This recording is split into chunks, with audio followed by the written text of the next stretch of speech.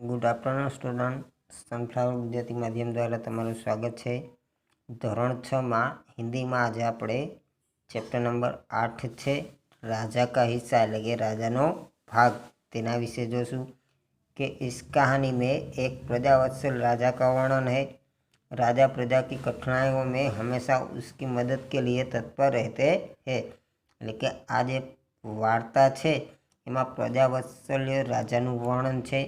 તો રાજા છે એ હંમેશા પ્રજાની મુશ્કેલીઓમાં હંમેશા એની સાથે મદદરૂપ થતો હોય છે. તો આપણે જોઈએ कि राजा भोज बड़े प्रजावत्सल थे, એટલે કે રાજા ભોજ છે बड़ा प्रजाप्रियता, खूब प्रजाप्रियता। वे स्वयं राज्य में घूम घूम कर प्रजा की कठिनाइयों को देखा करते थे और उन्हें यथासंभव दूर किया करते थे. એટલે કે તે રાજા છે એ સ્વયં પોતે જુદા જુદા રાજ્યોમાં છે, એટલે કે જુદા જુદા ગામડા અને શહેરમાં છે એ ફરતા અને દરેક પ્રજા છે એને જોતા, પ્રજાની મુશ્કેલીઓ છે જોતા અને यथा मुजब છે એને दूर करवानो प्रयत्न પણ करता. एक दिन राजा अपनी रानी के साथ रथ पर सवार होकर राज्य का भ्रमण कर रहे थे. એટલે કે એક દિવસ રાજા છે એ પોતાની રાણીની સાથે રથ ઉપર સવાર થઈ અને એ રાજ્યનું ભ્રમણ કરી રહ્યા હતા. वे राजधानी से बहुत दूर निकल गए, એટલે કે તે રાજધાનીથી ઘણા दूर निकली गया. उन्होंने देखा कि एक खेत में एक किसान हल जोत रहा है, मगर उसके हल में एक ही बैल है. दूसरे बैल के स्थान पर उसकी स्त्री हल खींच रही है. એટલે કે ત્યારે રાજા છે એણે જોયું કે એક ખેતરમાં એક જે ખેડૂત છે એ હળ હાંકી રહ્યો હોય છે, પણ એ હળમાં એક જ બળદ છે અને બીજી બાજુ છે એ બળદની જગ્યાએ એને પોતાની પત્ની છે એ हड़ने खेचे छे. राजा भोज ने रथ रोका और किसान के पास जाकर कहा, એટલે કે રાજા ભોજ છે એને રથને રોક્યો અને તે ખેડૂતની પાસે જઈને કહે છે કે ભલે આદમી तुम यह क्या अत्याचार कर रहे हो, એટલે કે અરે ભાઈ તમે શા માટે આવો અત્યાચાર કરો છો. ભલા કહી સ્ત્રીઓ કો ભી હળ में जाता है, એટલે કે શું કે આ સ્ત્રી છે તો એને પણ કે તમે હળમાં જોડી શકો છો. तो मेरा एक बैल मर गया है, એટલે કે જો ખેડૂત છે એ કહે છે કે મારું એક બળદ મરી ગયું છે. दूसरा बैल खरीदने के लिए मेरे पास धन नहीं, એટલે કે બીજો બળદ લેવા માટે થઈ અને મારી પાસે પૈસા નથી. अगर खेत न जूता तो मैं खाऊंगा क्या, એટલે કે જો હું ખેતરને ખેતરીશ નહીં તો એ કે હું ખાઈશ શું. कहकर किसान पुनः अपने कार्य में लगे, એટલે કે એવું કહી અને ખેડૂત છે પોતાના કાર્યમાં લાગી ગયો. उसे क्या पता था कि उससे बात करने वाला कौन है, એટલે કે એને શું ખબર હતી કે એ જેની સાથે વાત કરે છે કોણ હતો. રાજાને કહા, એટલે કે રાજાએ કહ્યું અરે ભાઈ જરા સુનો તો, એટલે કે જરા સાંભળ તો ખરો. કે जो कहना है मेरे साथ चलते चलते कहो, मेरा काम क्यों रोक रहे हो. કિસાનને કહા, એટલે કે ખેડૂતે છે એવું કીધું કે જે કેવું હોય એ તમારે સાથે ચાલતા ચાલતા કયો, મારો સમય છે એ કે શું કામ બગાડો, એટલે કે મારું કામ છે એ શું કામ રોકો છો. એ કે તો રાજા ભોજ उसके साथ चलने लगे, એટલે કે રાજા ભોજ છે એની સાથે ચાલવા લાગે. अपने काम के प्रति किसान की लगन देखकर राजा बहुत प्रभावित हुए, એટલે કે એ પોતાના કામની પ્રત્યે વફાદાર એવો જે કિસાન છે એને જોઈ અને રાજા છે એ ખૂબ પ્રભાવિત થયા. भले आदमी इस प्रकार तो तुम्हारी पत्नी थक जाएगी और थकावट की वजह से कोई दूसरा कार्य भी नहीं कर सकेगी. એટલે કે રાજા છે ખેડૂતને કહે છે કે ભલા માણસ આ પ્રકાર છે એ તારી પત્ની કે થાકી જશે અને થાકવાને કારણે છે બીજું કોઈ પણ કાર્ય કરી શકશે નહીં. તો કિસાન બોલા તો फिर तुम ही बताओ मैं क्या करूँ, એટલે કે ખેડૂત છે એ કહે છે તો તમે જ કે કહો હું શું કરું. રાજાને કહા તું मेरे साथ चलो, એટલે કે રાજાએ કીધું કે તમે મારી સાથે ચલો.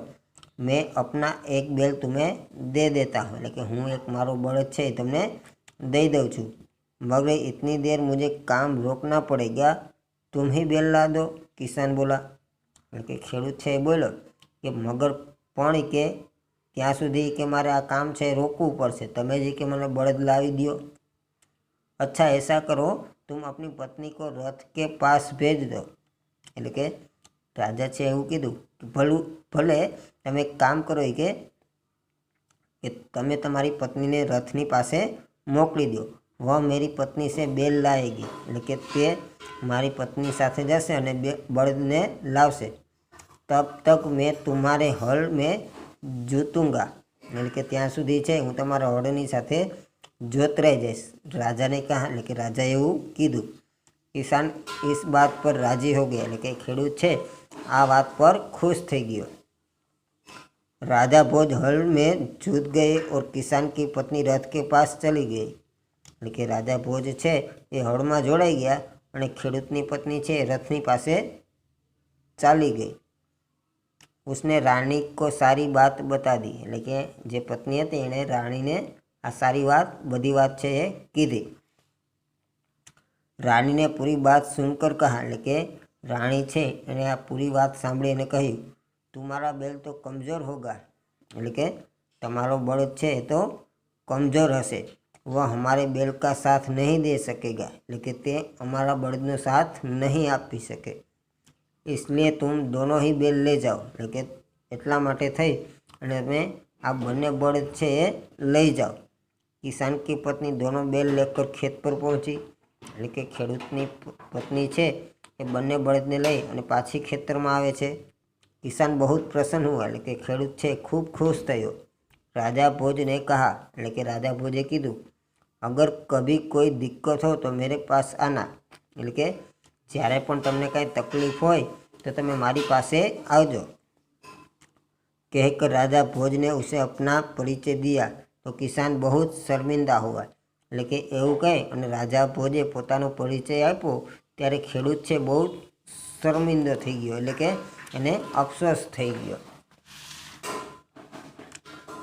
उसने राजा से बार बार क्षमा मांगी, એટલે કે એણે રાજા પાસે વારંવાર છે એક ક્ષમા માગી। राजा प्रसन्न होकर वापस चल दिए, એટલે કે राजा खुश થઈ અને તે પાછો જતો રહ્યો। उस बार उस किसान के खेत में बहुत अच्छी फसल हुई, એટલે કે એ સમય છે ખેડૂતના ખેતરમાં ખૂબ સારો એવો પાક છે એ ઉગ્યો। उसके आश्चर्य का ठिकाना न रहा जब उसने देखा कि खेत के जितने हिस्से को राजा भोज ने जोता था उसमें मोती उगे थे, એટલે કે એના આશ્ચર્યનો પાર ન રહ્યો કે જ્યારે રાજા ભોજ છે એણે પોતે જેટલા ખેતરમાં કામ કર્યું હતું એટલા ભાગમાં છે એ મોતી ઉગી નીકળ્યા। बाकी के हिस्से में उम्दा किस्म के गेहूँ उगे थे, એટલે કે બાકીના ભાગમાં છે એ સારા એવા ઘઉં છે એ ઉગી નીકળેલા હતા। किसान बहुत प्रसन्न हुआ, એટલે કે ખેડૂત છે ખૂબ खुश થઈ ગયો। किसान ने सारे मोती इकट्ठे किए और राजा भोज के पास जा पहुँचा, એટલે કે ખેડૂત છે એને બધા મોતી ભેગા કરી લીધા અને તે રાજા ભોજની પાસે ગયો।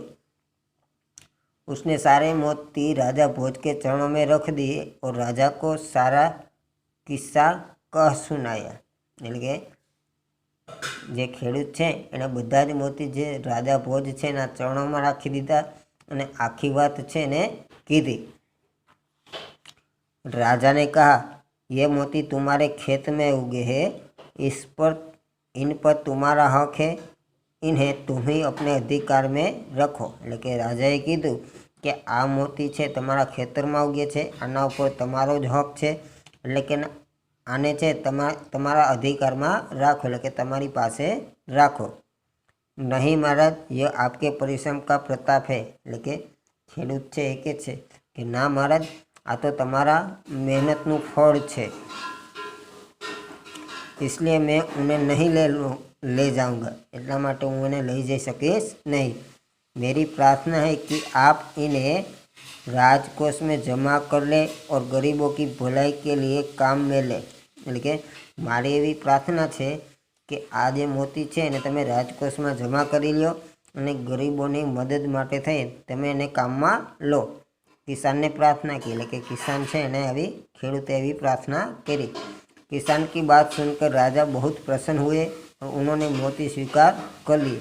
એટલે કે ખેડૂતની વાત સાંભળી એટલે રાજા ખૂબ ખુશ થયા અને એને જે મોતી છે એનો સ્વીકાર કરી લીધો.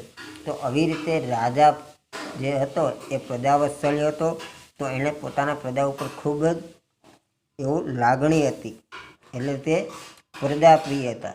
તો મિત્રો, અહીંયા પાઠ છે એ પૂરો થાય છે.